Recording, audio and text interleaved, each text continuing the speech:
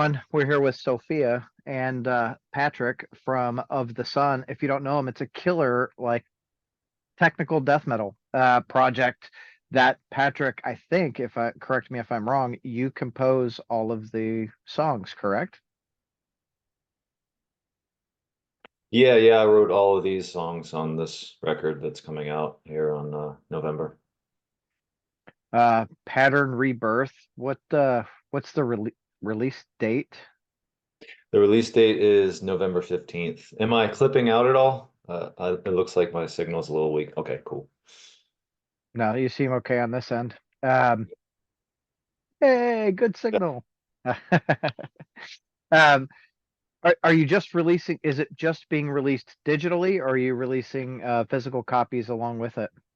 Well, I'm going to feel that out. It depends on the response. And I'll probably do a limited release of physicals just for like, the core fans, start with that. And then, if there's more want of this, then we'll see. I feel like there's going to be a lot of want of this. Cool, man. Well, let's go. For real. So what like with when you started writing Pattern Rebirth, did you have anything in mind going into it, or were you just like I like this riff, I want to turn it into something? The song itself or The whole EP. oh, I see. It was just really piece by piece, and honestly, I don't really have a technique or a method of songwriting. It's just like, I don't know, I feel like I just kind of open myself up for frequencies or signals or whatever, and I'll just kind of manufacture ideas just either A, by fucking around on the guitar, or just walking around and thinking, or like going on a run, and that's like kind of my form of meditation, you know what I mean? Yeah. um, but I mean, it's just it's all things, like I don't have just one channel through which I create, you know what I mean? Sure. Yeah, I mean that's kind of nice. So it kind of when you're in different elements, I'm sure it brings out, different different aspects, and you're like, oh shit, like that might sound really cool. Let me try that. Yeah, dude, yeah, absolutely. But So yeah. what was the writing process like going into the EP? Well, I mean, this material is old. Like, um, I had these songs pretty much done by the time I released my last EP, which was before Human Path, like back in 2017. And and then everybody else in the band quit. And I was like, well, I can't just like let these songs not exist. I'm just gonna create a demo. And I went into the studio, and the our producer was so cool with me, and he was out of the country, but he gave me the keys, let me just like figure things out and record my own demo in the studio. And as far as like the writing process, um I mean, each song kind of came together in its own way. So for instance, the song Pattern Rebirth came together, like it started to get pieced together back in like 2012, I want to say. Oh wow. Yeah, it's some old shit, man. But I started working on it, and as it really took shape, uh I was on vacation and visiting my sister in Dublin, and I took a couple of days just to like walk around with a little notebook and just kind of let my mind receive things. I don't know how to explain it. But the words came to me on the streets of Dublin, just like walking around, and Ah, I really have didn't have an intention for those words. It was only after they came together I realized what I had written, and it was like, well, this is kind of open-ended, but like knowing myself, I knew immediately like what it was about. But, yeah. Well, and for the most part, I'd have to say, besides, the whole, you know, walking around in Dublin and shit. The other songs, they kind of came together in a similar fashion, just like in different places. Yeah. Yeah. I mean, that's, the cool thing about songwriting is like every person is going to interpret it, with like maybe the emotion they're going through that day or whatever their method is. Yeah, for sure. And that's why I'm always hesitant to assign too much meaning to the lyrical content. You know what I mean? Yeah.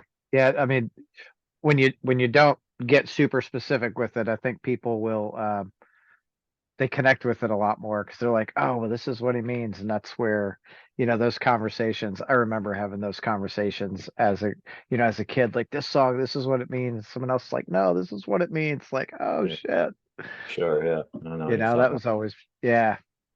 about. Um, so, um, you know, with the EP, do you have any like goals or thresholds that you're, shooting for?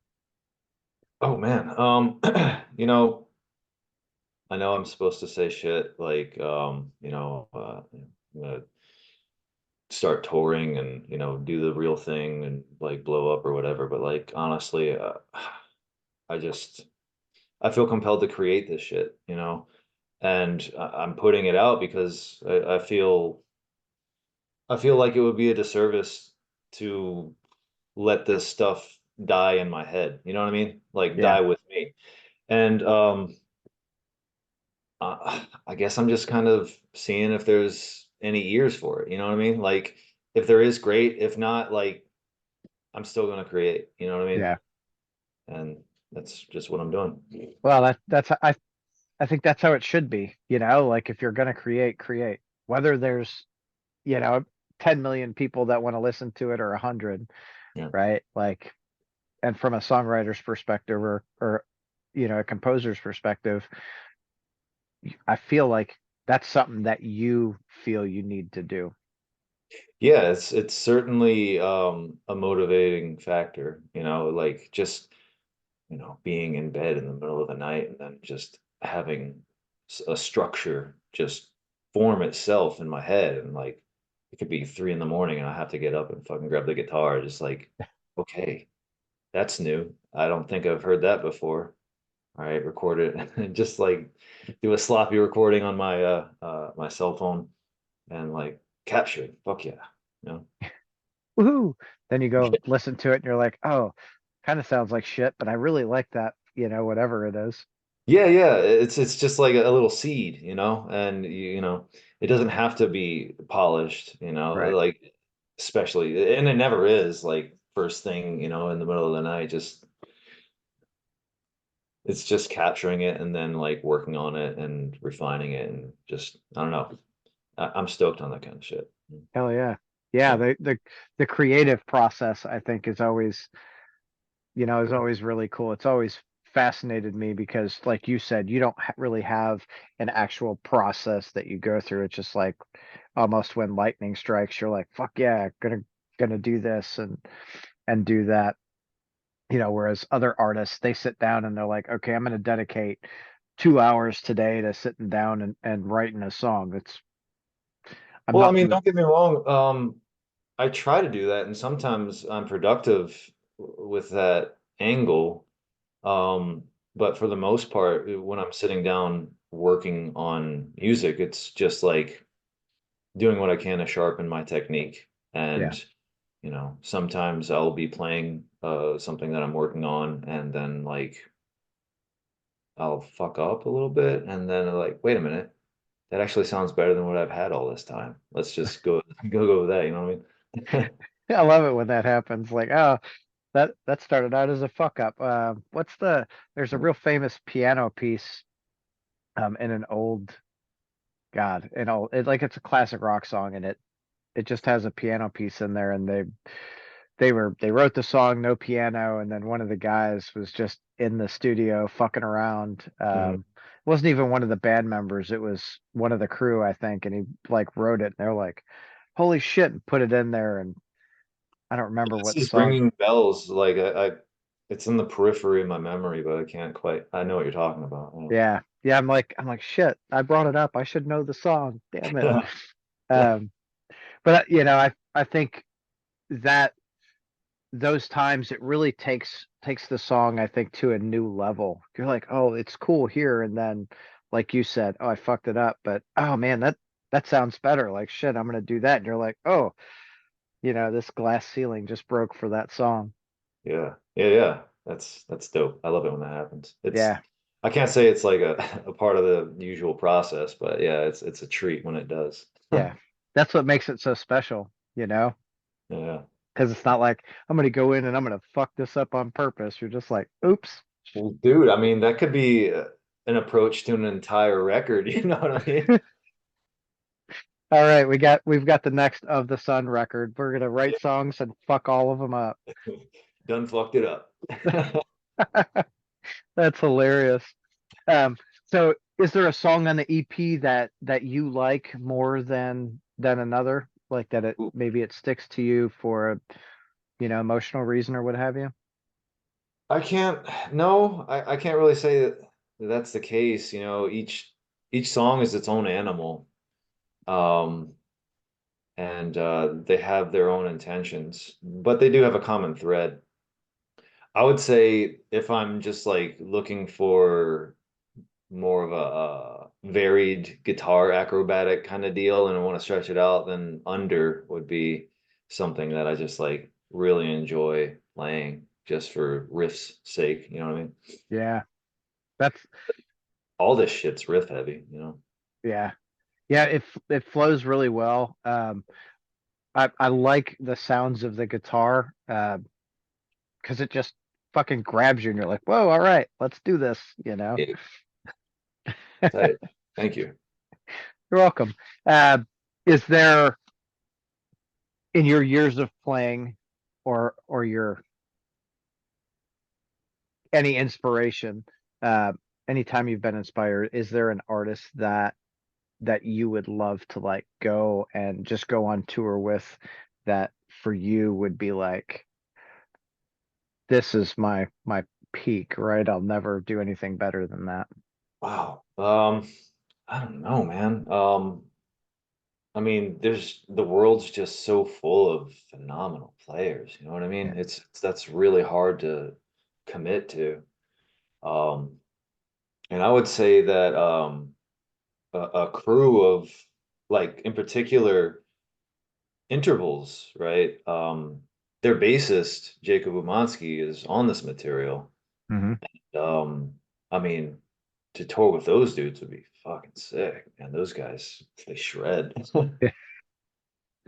Yeah, you've got a lot of killer fucking musicians that guest on it, right? Bryce Yeah, Butler. yeah. I mean, you know, because it's just a project of self-expression, essentially. It's not a band anymore. Yeah. I'll see what I can do about, playing shows again. But yeah, we've got Jacob Umansky, like I'd mentioned, he's playing bass. Bryce Butler is on drums. He is constantly touring with Shadow of Intent. Yep. And those guys, holy shit, dude. Do you listen to those guys? They're fucking dope. There you I don't know if you can see it, but they were on that bill. go. It's Okay. Cannibal Yeah, Corpse, Whitechapel, Revocation, and Shadow of Intent. that's so fucking sick. What a lineup, man. Yeah. Holy shit. It was like there was not a bad moment that whole fucking night. Yeah, I can believe it, dude. Yeah. So yeah, we've got Bryce on the drums with that, and there's this guy Rom. He plays drums on one of the songs, the more mellowed out ballad that I have at the very end of the record. He plays in a bunch of bands. I think he's really most committed to Seek Irony, which is like an Austin native band, and he's been touring with Black Satellite and um yeah, I mean, I'm sure he's got other people on his itinerary, but yeah. Like most drummers, you know.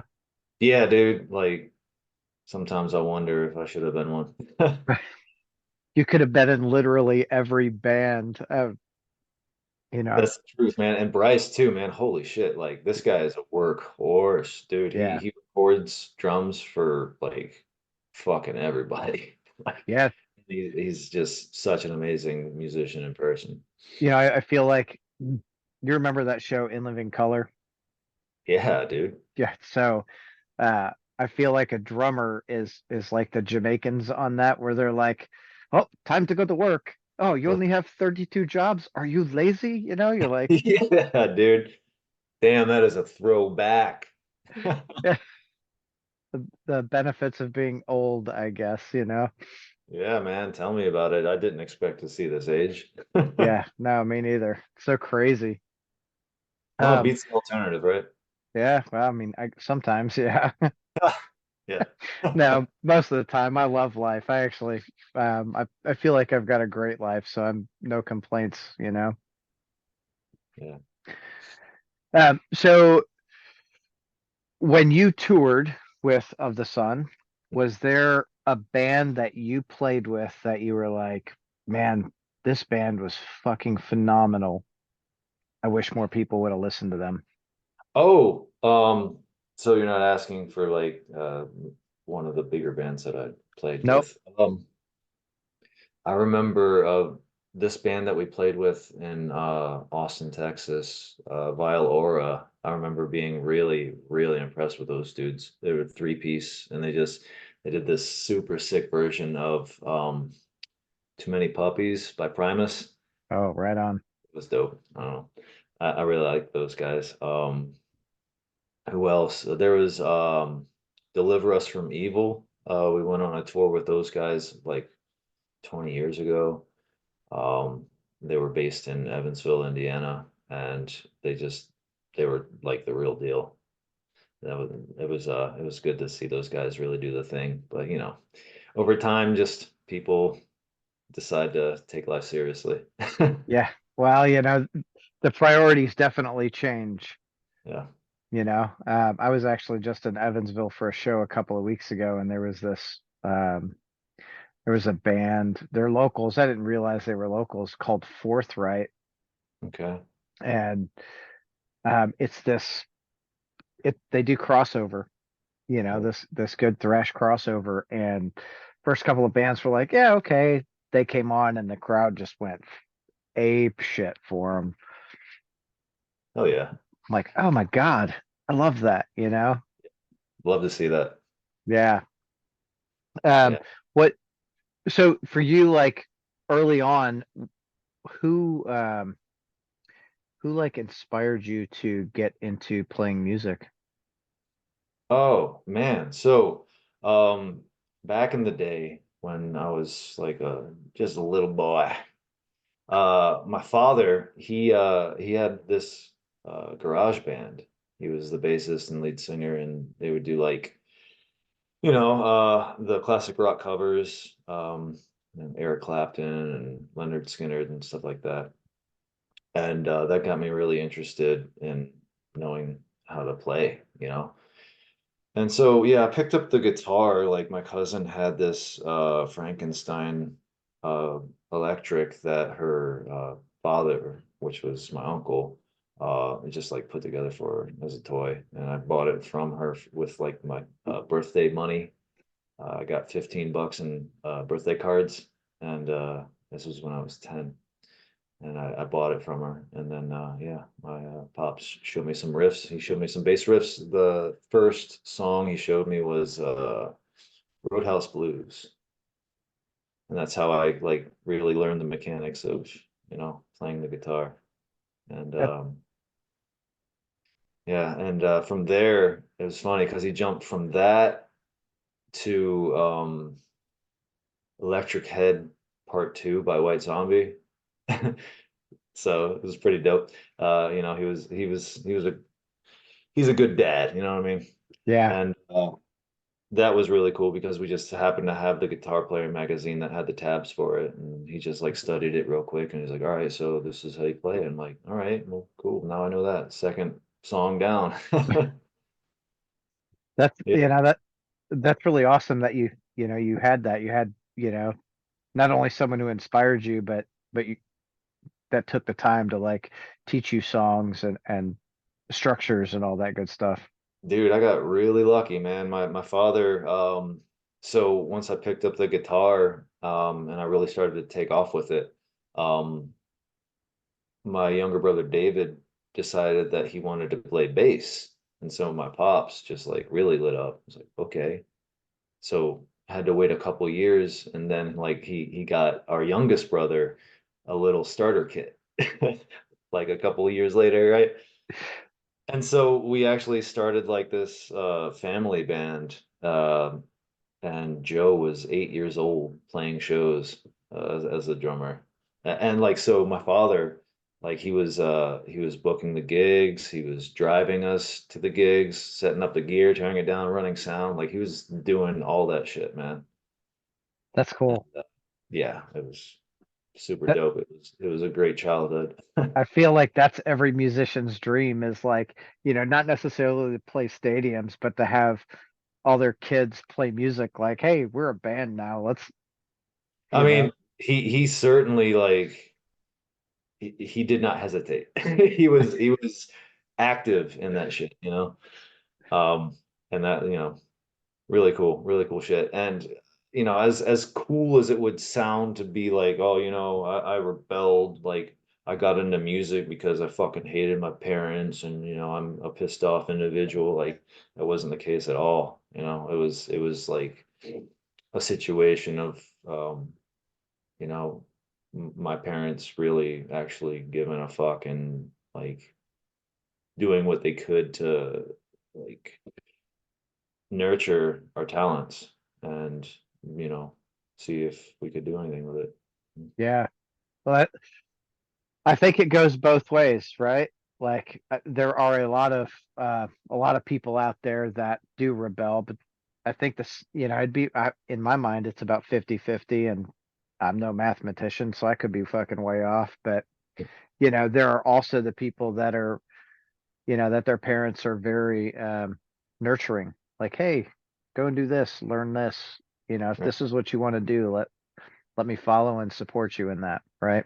Right. Yeah, yeah, absolutely. And that's pretty much what we had. And then on the flip side of that, you also have parents that are like, there's no future in this.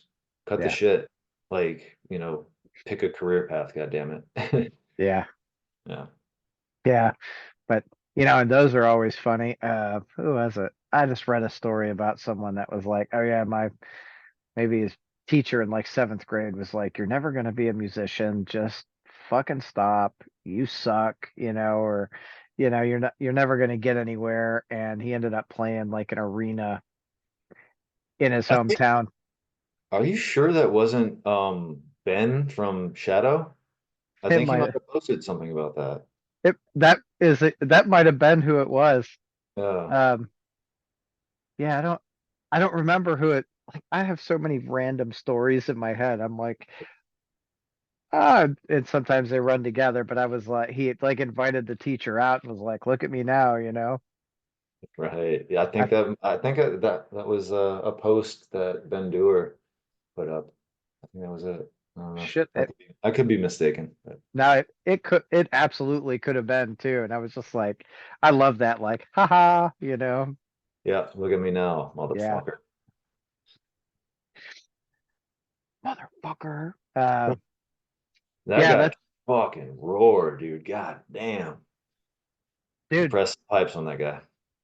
There are, I feel like now, more so than ever in my life, there are more fantastic musicians and killer bands Right. that people don't really know about, like Yeah.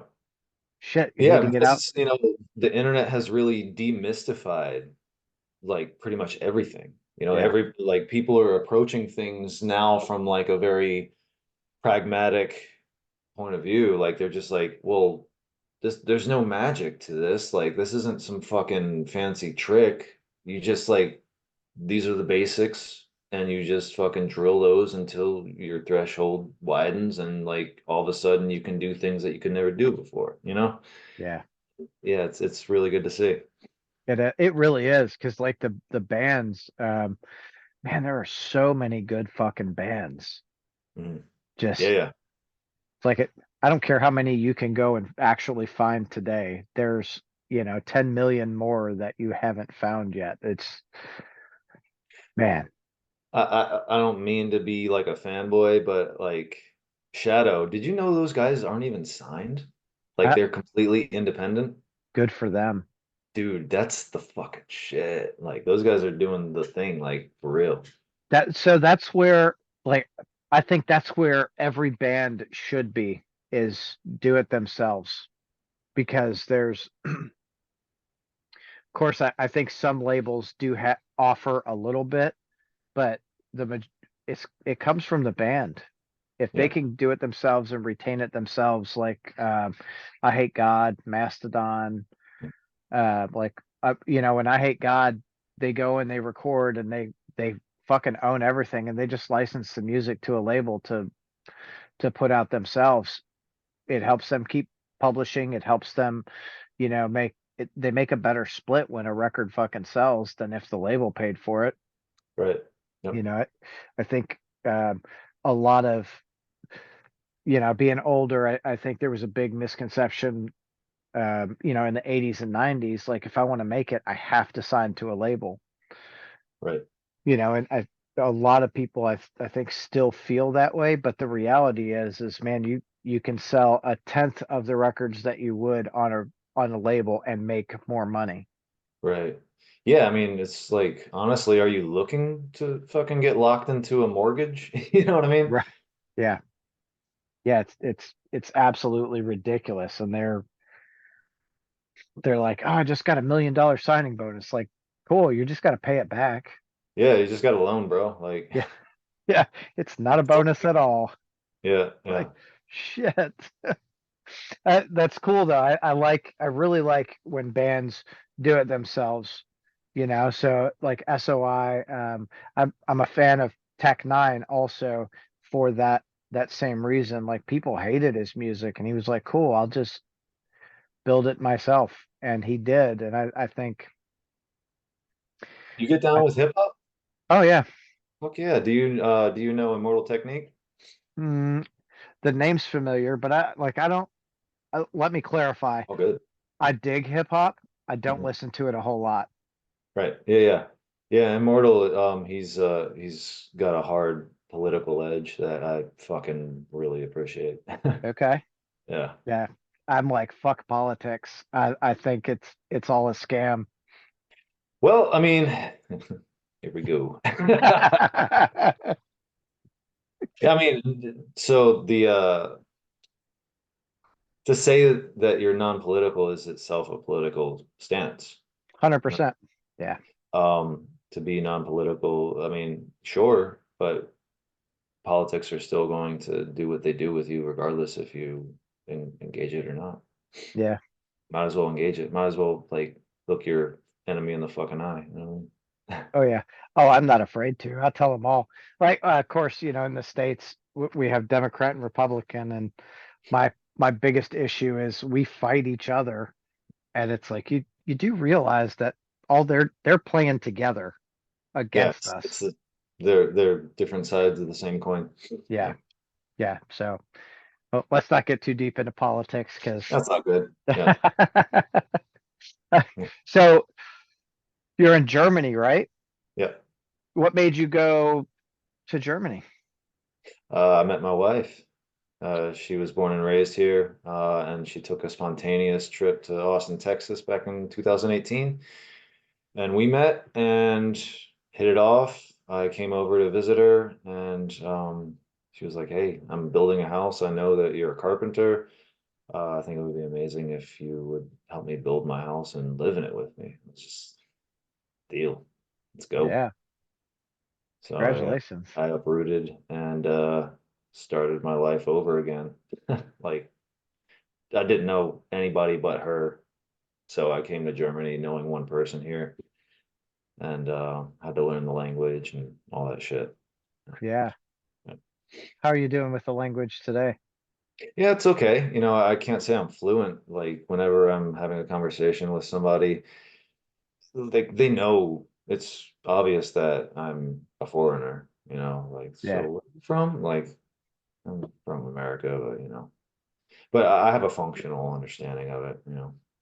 right on. Yeah. That that's fucking cool.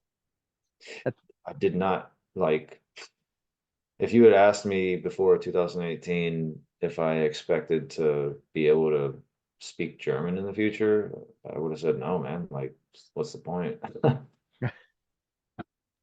here you are 6 years later, living in Germany. Like, oh shit. All right. Yeah, life is fucking wild. So do you see do you see a difference in like the music community over there versus like over here? Yeah, so there's this interesting group on the app called WhatsApp. Hmm. Do you know about that? It's like a messaging application. Yeah, And it's just like the metal crew, and just like everyone's just constantly sharing news and updates about, shows and festivals, and just also fucking jokes and memes and gifs and all that shit. But it's the the taste in metal here is just like completely the entire spectrum. You're talking like kind of the cheesy 80s type shit is still big for a lot of people here, but then you've got people like into stuff like, Humanity's Last Breath, or, you know, Igor, I fucking love that band. yeah. Uh, I've not yeah, heard that so name in a minute. So I'm like, hell yeah. yeah, Igor's dope. But yeah, I mean, as far as like a difference, I mean, yeah, I would have to say, when I was in Austin, Texas, I was part of this deal called the Texas Metal Collective, and it was essentially just a grassroots metal organization, a bunch of metal bands that decided to like band together and like just book together and organize together and do what we could, and pool funds and all that shit. And that was great until, my band collapsed and all that. But sorry, I'm getting tangential. The No, you're difference though, is, I don't know, that there's a lot of similarities to it. It's just like people enjoying heavy music and showing up for it whenever there are showcases. I'd have to say that there's more interest here because there's not as many shows. Like, I live in a fucking farming village, bro. Like, uh, surrounded by hop fields and corn and cows and horses and shit, and like the closest city is Ingolstadt, and that's maybe 20 minutes out. And there's a couple of venues there, but nothing big. I have to go to Munich, which is 40 minutes south, and to see like the larger shows.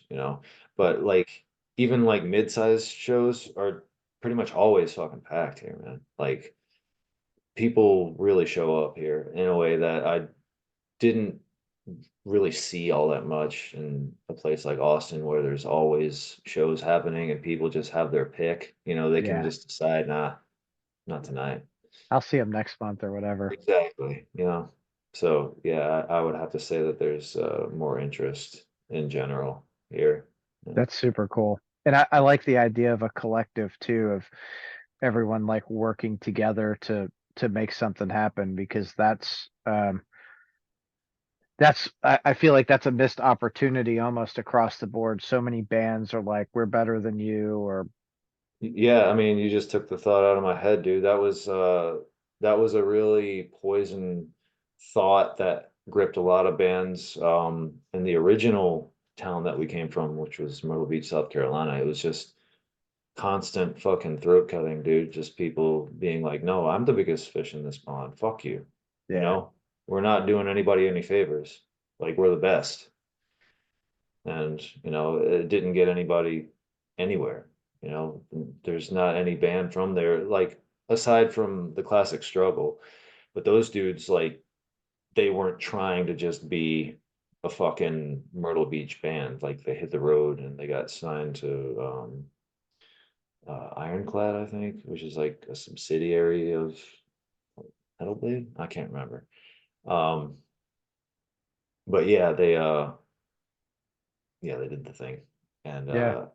the whole collective deal was a really cool experience Yeah. in Austin. It was just a complete fucking head change for sure. That's awesome. I've when you get into those collective scenarios, it's like all the ego goes away and like, hold on, we absolutely have to, work together Yeah.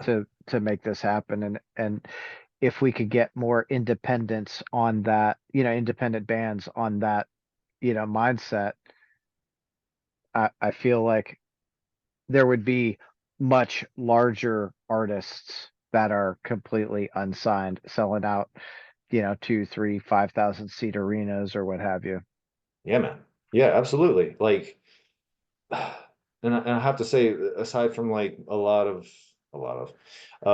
the few uh stars that got where they were because of just like connections with Hmm.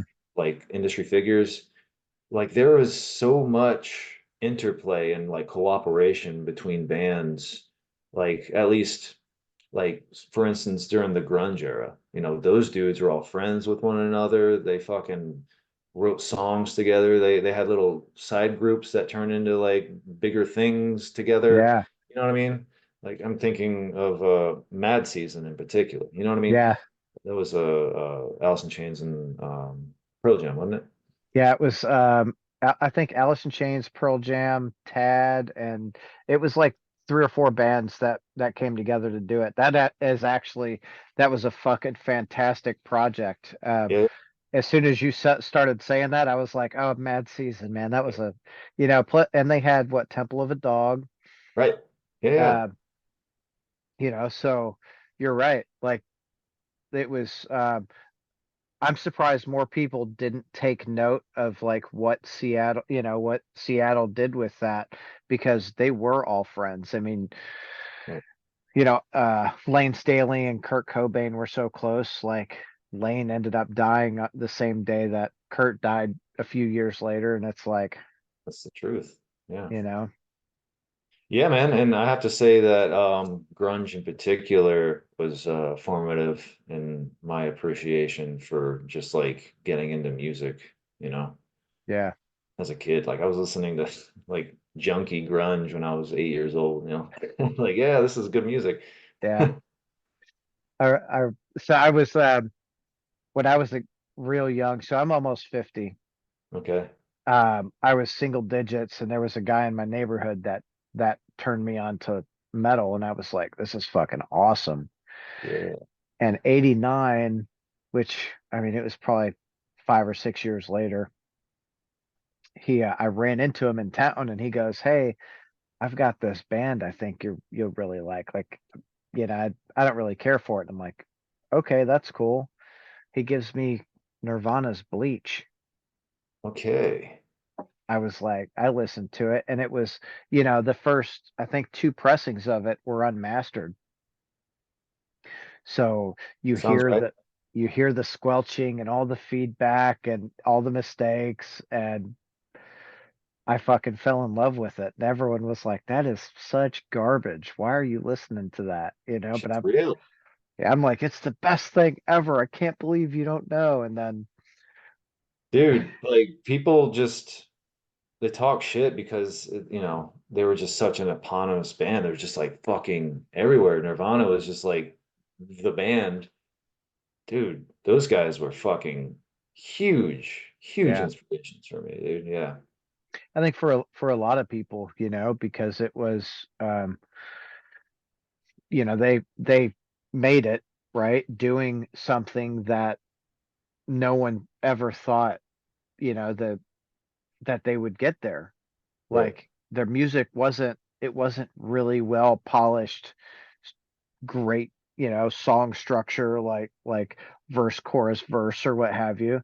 Um, they did their own thing, especially, you look at, um, oh shit, now I'm drawing a freaking a blank. Well, look at Incesticide? Bleach. Which one? What are you thinking? Well, now the last album.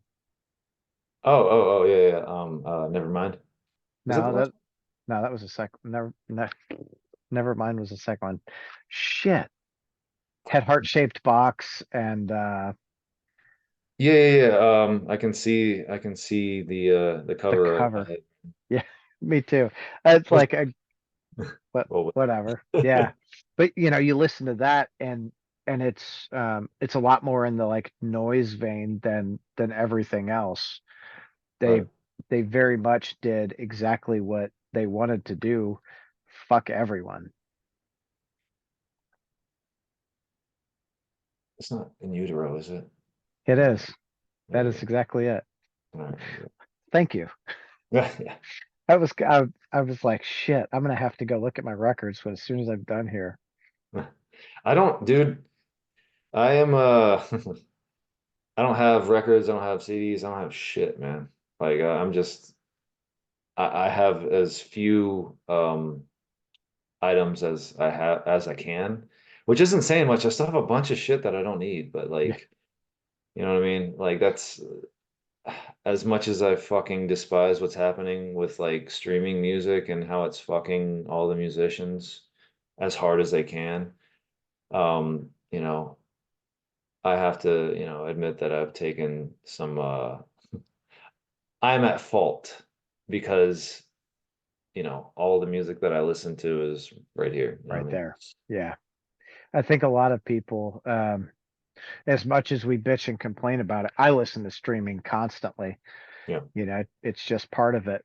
I also, because I like the bands, I'll also buy the shirts or the posters and the records and the CDs. Like, Or you know, even like hit up the Bandcamp and yeah, buy the record there. buy it digitally. Yeah, actually, just did that. Some band sent me a record, and I was like, You don't have to send it to me. Like, I'll buy it." And they're like, "No, no, no, we'll send it." And they sent it, so I just went and I bought like 3 digital copies just to be like, "Cool, I'm giving you something also." Yeah, there Um, you go. Good so man. Okay. I want people to keep making music. Shit, Yeah, dude. my life would be fucking lame without it. Yeah, I feel you. I feel you there, but So what bands are you listening to right now that you think other people should like listen to? Bands that might be active right now. so lesser knowns, there's this band that I've been into for fucking 20 years. They just came out with a record recently after a long ass hiatus. Um, they're not metal, they're more avant-garde art music. They're called Sleepy Time Gorilla Museum. Okay. Fucking love those dudes. Like they're just such their own thing and they have such a unique sound. Um, there's this fucking nightmare sounding band out of Florida called Eyes of Your Eyes that I just recently discovered. Um, I recommend that for people who want to hear some fucking like chaotic metal, like for real. That's like kind of in the vein of Humanity's Last Breath meets drum core. Like it's just fucking nuts, dude. Like that band. Hell yeah. Yeah. That's freaking cool. Dude, have you heard of Pallid Veil? Mm-mm.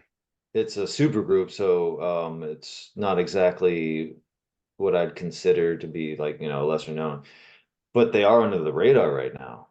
But get this shit, man. It's Elliot Hoffman, the drummer of Car Bomb, um, Liam from the bassist of Dillinger Escape Plan. They've got Dave from Revocation. They've got Luke from Gorguts. Who else? Um, I'm missing another dude, I believe, but I like think it's Dave just posted something about that, I think a couple weeks back. they've only released a single, but like it's fucking superb, man. Right on.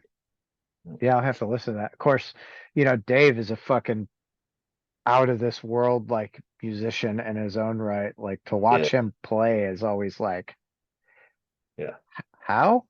Do you play? Uh, I haven't played in many years. Like, the last Okay. time I played up until probably 15 or 16 years ago, and when I left my ex, Mhm.